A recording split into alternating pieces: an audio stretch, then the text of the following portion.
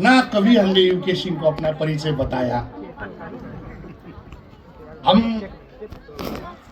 नेपाल में एक प्रतिष्ठित कलाकार थे। म एकछिन कलाकार भाइ बहिनीहरूलाई त्यो बाजा नबजाइदिन अनुरोध गर्दछु। लेकिन एक ऐसा पॉलिटिकल इंसिडेंट हो गया जिससे मुझे 3 वर्ष भारत में प्रवास के रूप में बैठना पड़ा और 6.5 वर्ष नेपाल के जेल में गुजारना पड़ा। उसके बाद मैंने जेल में पार्टी का विधान लिखा और जेल में पार्टी को पैदा किया। 199 आदमी को जेल से ही जिताया। उसके बाद 16 विधायकों को 16 सांसदों को जेल से जिताया। तब मेरा चर्चा सारा संसार भर होने लगा। अभी मैं नागरिक उन्मुक्ति पार्टी का अध्यक्ष हूं। मेरा पार्टी का नाम है नागरिक उन्मुक्ति पार्टी और हमारे पार्टी के भी 4 मंत्री हैं। मेरी बीबी मंत्री हैं संघ में, प्रदेश मंत्री कृषि मंत्री रामेश्वर जी आए हुए हैं और 4 मंत्रियां हैं। मैं थोड़ा इस संस्कृति, कल्चर और भारत में बिताया हुआ क्षण को आपके सामने में रखूंगा। देखिए, ये कार्यक्रम हमारा बहुत छोटे से ही सपना था। मैं जब 13 साल का था तो थारू भाषा में किताब निकाला था जोगनी। वो नेपाल के इतिहास में पहला थारू अक्षर में लिखा गया हुआ किताब था और वो किताब का रजिस्ट्रेशन होता है मुझे मालूम नहीं था। धनगढ़ी में किताब छपवाया हमने। हम लोग ये तिकुरिया से ये बिलराया चंदन चौकी होके गौरी फंटा में आते थे, रेल चढ़ के, उसके बाद रिक्शा चढ़ के धनगढ़ी जाते थे। वहां से किताब छपवा के फिर यही रास्ता तिकुनिया होके टीकापुर जाते थे। छोटे से ही मैंने गाना बजाना शुरू किया। एक दिन मेरे पिताजी के पास रेडियो था। उस जमाने में एक गांव में 2 गांव में मुश्किल से एक रेडियो मिलता था, तो हमारे घर में भी एक रेडियो था। एक दिन बरखा के समय में हम लोग को बियार को उखेल रहे थे धान लगाने की वजह से, धान का बीज को रेडियो बज रहा था। तो मैंने मेरे पिताजी से पूछा कि पिताजी, ये रेडियो में गाने वाला आदमी कहाँ रहते हैं? तो पिताजी ने हमको झूठ बोल के फुसलाते हुए कहा कि बेटा, इसके अंदर छोटे छोटे आदमी होते हैं जो गाना गाते हैं। संजोग से हवा चला और छतरी के नीचे हुआ लट्ठी खस गया और रेडियो के ऊपर पड़ गया। रेडियो से बैटरी निकल गया। मैं बैटरी पकड़ के भागने लगा और कहा, रेडियो में गाने वाला आदमी मेरी मुट्ठी पे है, रेडियो में गाने वाला आदमी मेरा मुट्ठी पे है। तो मेरा दादाजी ने दिखाते हुए कहा, देख लालवीर, एक दिन ये तेरा लड़का बहुत बड़ा आदमी बनेगा। आज मेरा पिताजी भी सांसद है। मैंने जेल से ही उनको चुनाव जिता दिया। मैं इंडिया में बैठ के चुनाव जीता, आप लोगों को मालूम है। मैं बंदर भरारी में रहता था, यही बंदर भरारी में। ओ मेरी अय्या को बहुत बहुत सलाम, जिसने मुझे 2 महीना यही बंदर भरारी में लुकाया। मेरा मित्र यूके सिंह यही रहते थे, फिर भी मैं उनको मिलने यहाँ नहीं आता था ताकि हल्ला हो जाए। तो 3 महीना मैं यहाँ बैठ के नेपाल में सारा पार्टियों का जमानत जब्त करके चुनाव जीत गया है। मैं इंडिया में आया तो एक दिन लखीमपुर में गया कि मैं डीएम साहब से मिलना चाहता हूं। पहले तो मैं लखीमपुर का नगर प्रमुख ईरा श्रीवास्तव से मिला और उनको कहा कि मैं रेशम चौधरी हूं, यहाँ आया हूं, मुझे पॉलिटिकल शेल्टर चाहिए। तो उन्होंने कहा, नहीं, डीएम किंजल सिंह है, वहां जाओ, डीएम से बात करो, वो आपको शेल्टर जरूर देगी। तो डीएम किंजल सिंह के बारे में मैंने सुना था कि वो बहुत तगड़ा है, दबंग है, डेंजर है। फिर भी मैं तो एक पॉलिटिकल आदमी था, चला गया। गाड़ी में वो उमाशंकर मिश्रा दद्दू जी को मैंने गाड़ी में रखा और गया। तो किंजल सिंह जी से संजोग से डीएम कार्यालय में मेरा मुलाकात हुआ। तो डीएम शुरू में तो पूरा चौंक पड़ी, बाद में मैंने उनको समझाया तो बहुत साथ दिया उन्होंने। इस मंच में मैं किंजल सिंह के लिए, डीएम किंजल सिंह के लिए एक बार ताली बजाने के लिए आप लोगों से वो मांगता हूं। सडनली किंजल सिंह ने कहा कि रेशम जी, गोवा में एक महोत्सव हो रहा है, वहां हमको थारू कल्चर दिखाना है, आपको हेल्प करना है थारू कल्चर दिखाने के लिए। तो मैं और डीएम किंजल सिंह ने हमारे लिए एक गाड़ी का बंदोबस्त कर दिया। बीडीओ साहब और वो डीएसओ क्या क्या साहब होते हैं, उन लोगों के साथ मैं यहाँ आया। यूके सिंह के यहाँ यूके सिंह जी से मुलाकात हुआ। तो वो अधिकारी लोग, यूके सिंह जी, मैं तो सीधा बोलता हूँ, और देखिए मेरे में लटर पटर झूठ कपट नहीं होता है। यहाँ बहुत ज्यादा डीएम का चाकड़ी कर रहे थे कि ये हो गया, ये होना पड़ेगा, मैम ऐसा होगा, ऐसा होगा। मैं वांटेड आदमी, उनको मालूम नहीं था रेशम चौधरी 90-93 एल्बम निकाला है। रेशम चौधरी के पास 3 रेडियो स्टेशन था। रेशम चौधरी 40-50 देश में घूम चुका था। रेशम चौधरी जिनेवा कन्वेंशन में जा चुका था। इनको कुछ मालूम नहीं था। मुझे सर छुपाना था इंडिया में। फिर भी मैं अपना नैतिकता तो नहीं बेच सकता था ना, तो मैं वीडियो लोगों को डांटता था, क्या डीएम साहब से आप झूठ बोल रहे हो, ऐसा नहीं करना चाहिए, ये नहीं चाहिए। तो उन लोगों को गुस्सा आ जाता था मेरा ऊपर। फिर भी हम जैसे तैसे गोवा में गए, थारुओं का गांव बनाया 5-7 दिन लगा के। देखिए आप लोग अपने यूट्यूब में देख सकते हैं कि फुलबारी महोत्सव करके। मैं नेपाल में बहुत बड़ा महोत्सव करता था। मेरे महोत्सव में हेलीकॉप्टर से पुष्प वृष्टि होता था, हाथियों का एलिफेंट फुटबॉल करवाता था, WWF का रेसलिंग करवाता था। इंडिया में इंडियन आइडल प्रशांत तामांग होता था, दूसरा दिन में मैं नेपाल में ले आता था। इतना बड़ा प्रोग्राम किया था। लेकिन यहाँ का आदमियों को तो मालूम नहीं था रेशम जी क्या करेगा।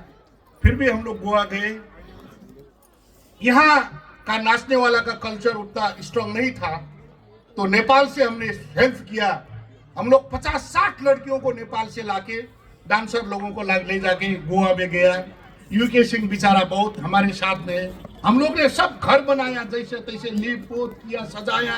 गोवा में थारुओं का घर दिखाया। और उस गोवा में एक इंडिया की यही नजदीक के गांव की मेरी मित्र थी आरती राणा, उन्होंने अपने हस्तकला का प्रोग्राम ले गई थी। आरती जी, मैं आपको देख रहा हूं, खड़े हो जाइए प्लीज। आरती जी अभी मैं देख रहा था कहाँ है, उनके सम्मान में भी एक ताली बजा दीजिए। तो आरती जी ने थारू कल्चर को वहां प्रस्तुत कर रखा था। हमको बहुत बड़ा गर्व लगा। और वहां से आए, मैंने किंजल सिंह को बहुत कहा, डीएम साहब को, कल्चर के बारे में। उन्होंने थारू लोगों को हेल्प करने के लिए पूरा वादा किया और हेल्प किया। आज मैं बताना चाहता हूं अब संस्कृति के बारे में। देखिए, मैं 19 साल की उम्र में अमेरिका गया था। जिस वक्त मैं अमेरिका गया था, उस वक्त 500 माइल में एक नेपाली मिलता था। लेकिन इंडियन लोग तो हर जगह थे, हर डिपार्टमेंट स्टोर में अपने इंडियन लोग थे। इंडियन लोग तो सारा संसार भर है। 19 साल का था, कम्युनिटी रेडियो ओटेगा में काम करता था। बहुत ज्यादा पैसा मिलता था मुझे। एक दिन मैं उसके बावजूद मैंने किताब लाने के लिए कहा था, मेरा लिखा हुआ किताब लाया। मेरा असिस्टेंट सहयोगी प्लीज वो किताब ले आइएगा। जुड़ित करके एक 91 साल की बुढ़ी औरत थी, हमारी माँ जैसी, उनके मैं केयर टेकर था। तो एक दिन उनको घुमाने के लिए मैं पेंसिल्वेनिया के एक पार्क में गया था। पार्क में गया तो 10-12 आदमी, 10-12 लोग इकट्ठे हुए थे, झाड़ी में कुछ दिख रहे थे। तो जुड़ित ने मुझे कही कि रेशम जाओ वहां कुछ हो रहा है, देखो क्या हो रहा है। मैं गया तो 12-15 लोग वहां एक सांप को देख रहे थे, काला सांप को। दूसरा किताब भी ले यार, चिरफार। तो मैंने आके कहा जुड़ित को, जुड़ित वो लोग एक काला सांप को देख रहे हैं। हाँ, काला सांप। तो उसके आश्चर्य में मैंने उसको कहा, तुमको मालूम है ये काला सांप काटेगा तो मुझे इसका विष निकालना आता है। उसने कहा व्हाट, तुमको विष निकालना आता है? मैंने कहा हाँ, मुझे ये तंत्र मंत्र आता है। तो उन्होंने कहा कि रेशम जी सुनाओ सुनाओ, ये तंत्र मंत्र कैसा होता है? मैंने उनको कहा नहीं, ये तंत्र मंत्र जहां तहां नहीं सुनाना चाहिए। शाम को आया, सोफा में बैठा, कपड़ा चेंज किया, तो वो जुड़ित एक एक पैक, 2-2 पैक वाइन लेती थी। मैं उसके ग्लास में वाइन डाला तो जुड़ित ने मुझे कही तुम पियोगे? तो मैं नहीं पीता था, फिर भी कहा आज पियेंगे। थोड़ा एक पैक वाइन पिया तो मुझे भी नशा लग गया। तो मैंने जुड़ित को वो सांप के बीच झाड़ने वाला मंत्र सुनाया, गौरा पुतनाना शौर्य विखम मकर हो झंझाझा। जुड़ित इतना खुश हुई, इतना खुश हुई, इतना खुश हुई। रेशम तुमको सांप का बीच झाड़ने वाला मंत्र आता है? मैंने कहा आता है। तो अब जुड़ित को इंटरेस्ट देख के मैं उसको धीरे धीरे अपना कल्चर का गाना सुनाने लगा। बहुत सारा थारुओं को मालूम है कि माघ महीना में मेरा गाना नहीं गाया हुआ बगैर माघ नहीं मनता है। सखिए हो माघ का पीली गुरी झाड़ मेरा ही गाना है। मैं जेल में था तो मेरा एक गाना नेपाल में बहुत संसार भर वायरल हो गया, कस्तो होला भाटू राजा को दरबारा। मैं जेल में था तो पुलिस लोग, इंचार्ज लोग दिखाते थे मेरा गाना।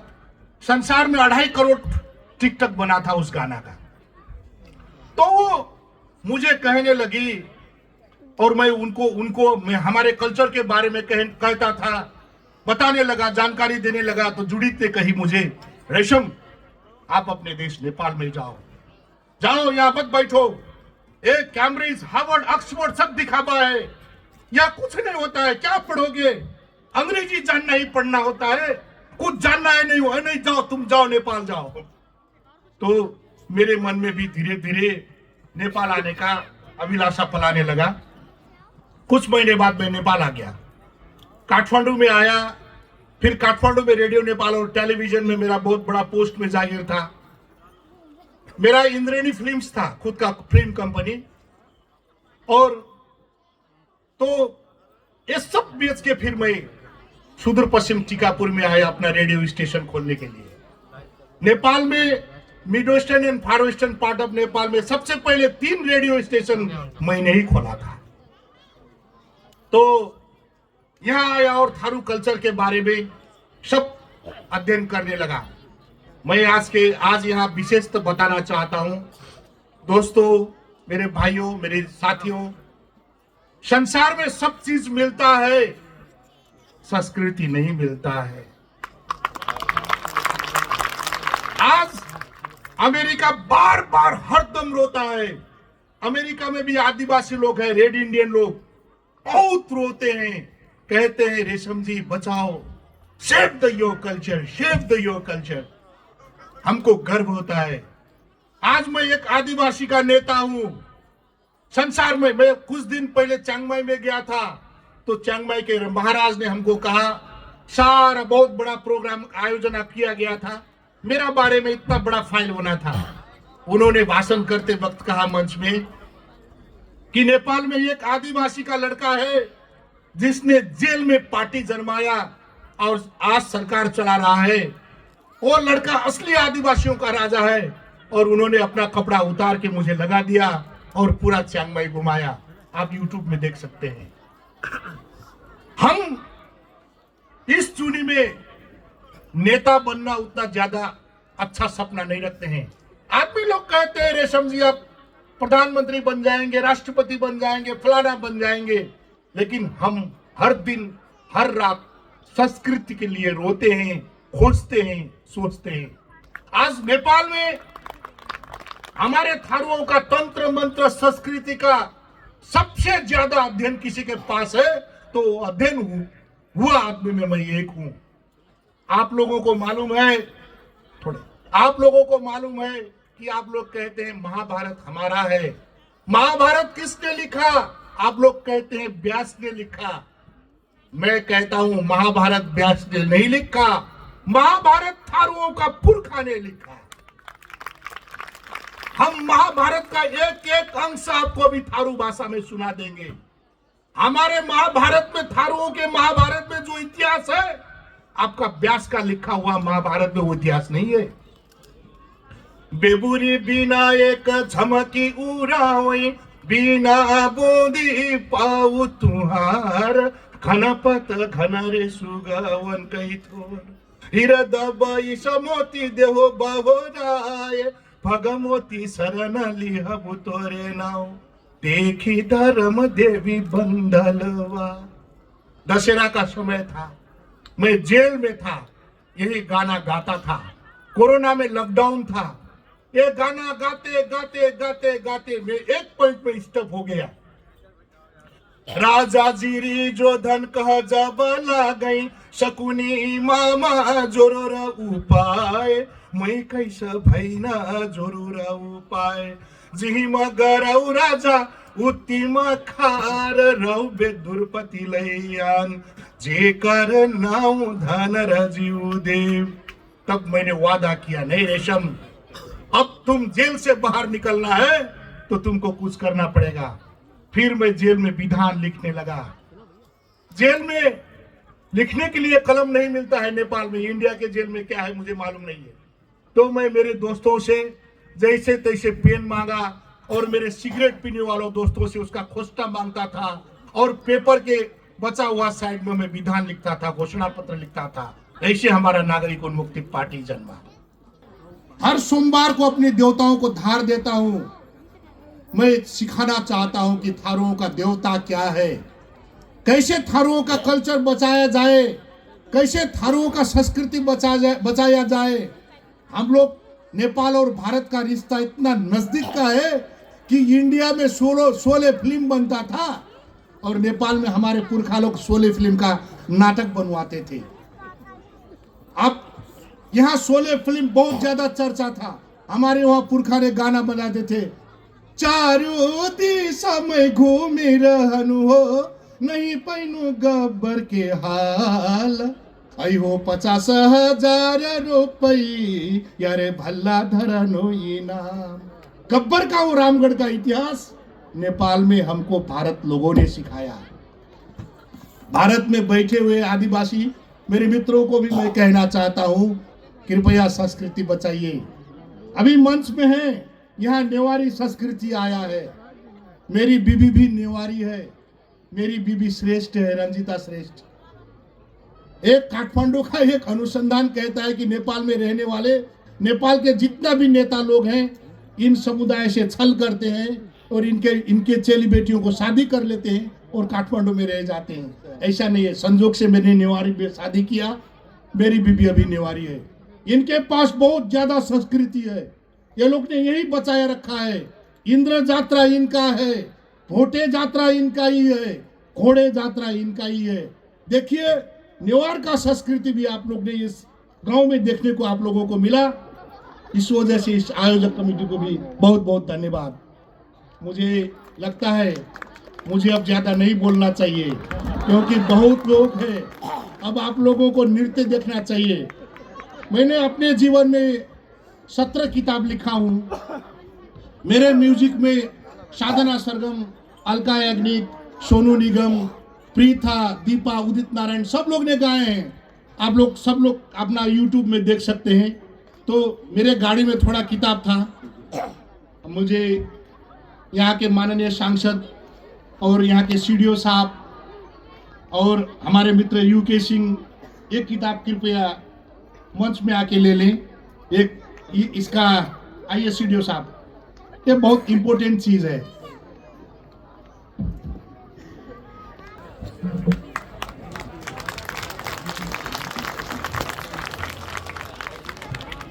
बहुत धन्यवाद माननीय पूर्व सांसद महोदय श्री रेशम चौधरी जी, और न सिर्फ बतौर नेता बल्कि बतौर लेखक भी आपकी अपनी एक सशक्त पहचान है और वही पहचान किताब के रूप में, एक पुस्तक के रूप में भेंट करते हुए बहुत धन्यवाद आपका। और आप हमारे आमंत्रण को स्वीकारें, इस कार्यक्रम का अभिन्न अंग बने, इसलिए तो बहुत बहुत धन्यवाद।